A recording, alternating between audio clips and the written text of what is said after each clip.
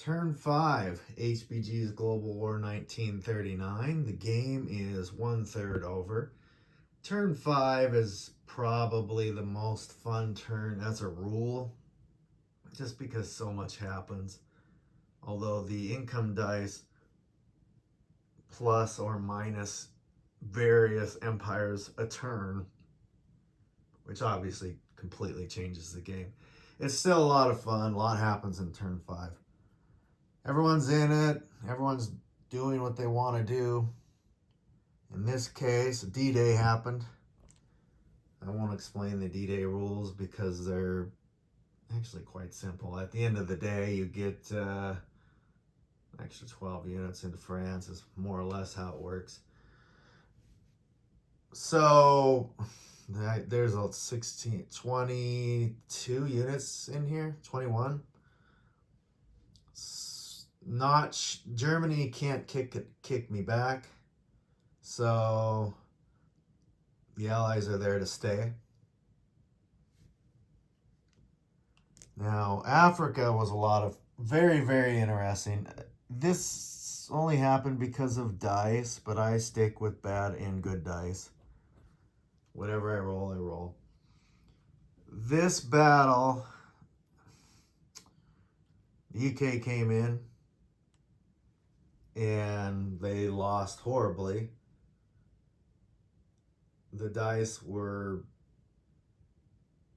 should have been in the UK's favor. Didn't work out. So Italy is now breaking out. All these units are going to blitz all the way through here and get all this money. That's going to be a lot of fun for Italy. Although they still have to be careful. Italy is always a house of cards. And with 22 units getting ready to walk into Marseille, then Turin, then Rome,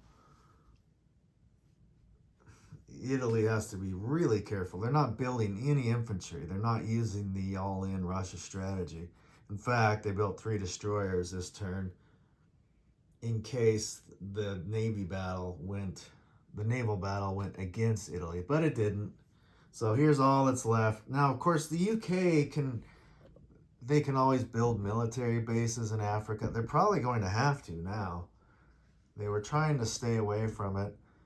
Although the UK has been building a tank every turn in South Africa, military bases are going to probably have to start popping up because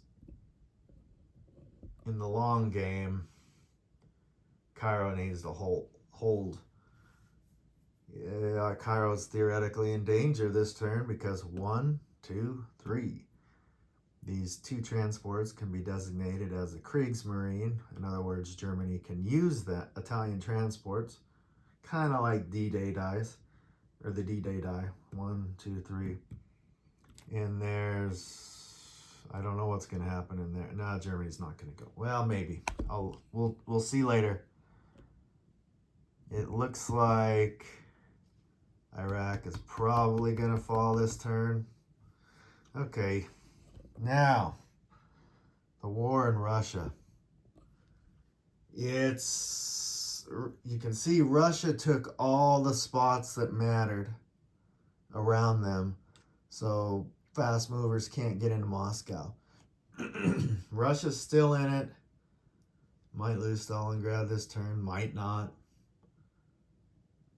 Yeah, Russia's got 2 more turns of life. You never know, though, with Russia. You just don't know when Moscow's going to fall. Germany's getting distracted. You don't have you always have to make a lot. You have to make a lot of choices in this game that you don't want to. It makes it a lot of fun. You just have to choose which theater to go into. Now, Japan is also, I wouldn't say they're necessarily breaking out, but they are. They're inching towards Novosibirsk. They use their sneak attack into Mongolia, mostly for their $35, although now they're going to get 2 extra units a turn, or 2 extra IPP a turn. Japan was set up to take out, Japan really wants to take out the CCP because the CCP has $5, because the CCP, if they're in it, they get an extra $2 a turn when Russia's in the war against Japan. So really, this is a 3 IPP spot with $5 save. This is kind of a spendy spot. Japan tried just to hold this, but China came in and slaughtered almost every veteran infantry I had. And I didn't have to do it that way, but I wanted to use a sneak attack, and I don't know if I did anything wrong, but it's fun, it's interesting. I still might, yeah, I'll probably probably gonna sacrifice the veterans to kill the CCP off, which CCP's happy and unhappy about. Now I finally built, with Japan, their very first IC.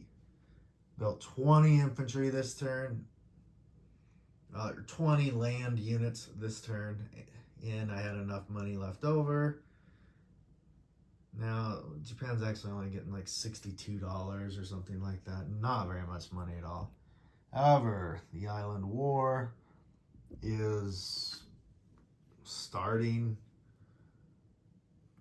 Took the Philippines mostly because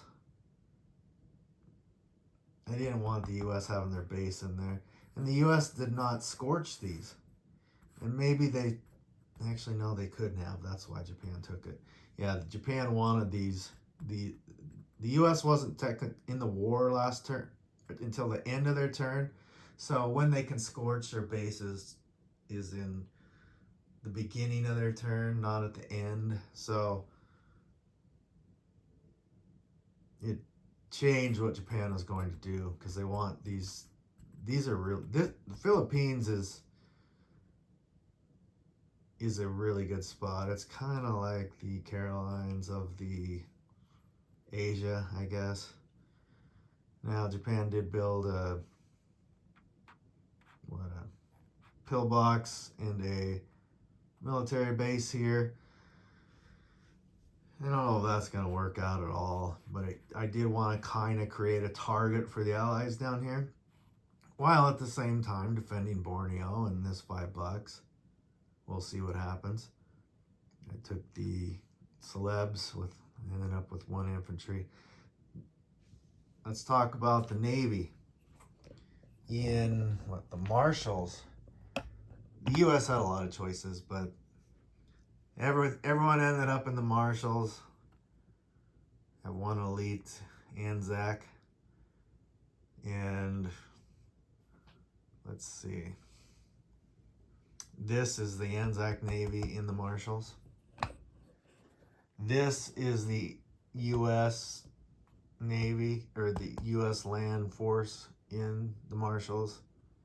And then, of course, the U.S. Navy. Now, obviously, I would have rather had the Carolines, which Japan wisely did not destroy these bases.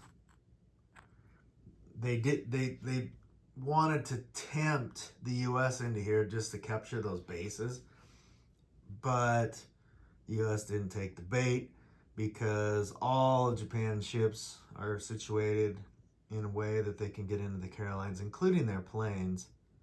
So, in other words, I would have just all of the entire Navy for the U.S. and the Anzacs would have been at the bottom of the ocean. So, and yeah, I would have bought everyone a turn, but then it's now Japan has to go on the defense somewhere. They're going to lose some ground. Probably the Philippines. Who knows what's going to happen over there? And the U.S. is kind of staying with their strategy of all in Japan as much as they can. Although they did come down and take Brazil. They couldn't get into Mexico yet, or Baja. Oh, I have no idea who's going to win. Very fun game. And I will see you in turn 6.